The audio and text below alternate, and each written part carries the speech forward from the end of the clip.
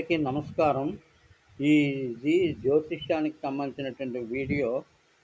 జ్యోతిష్యంలో ఒక జాతక చక్రంలో షడ్బలముల యొక్క వివరణ.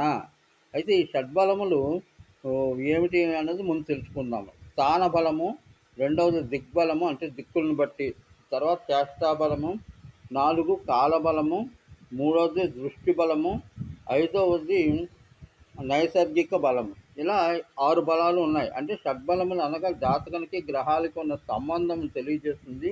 ఇవి 6 అంటే ఎలా ఉంటాయి అన్నది మాత్రం ఏంటంటే జాతకుడి యొక్క బాగోగులు ఎలా ఉంటాయని తెలుసుకోవడానికి పనికొస్తది. కానీ అన్నీ ప్రతి జాతకానికి అన్నీ బాగుండాలని కొన్ని కొన్ని బాగుండకపోతే ఇందులో రాణిస్తాడని తెలుసుకోవడం వీలవుతుంది.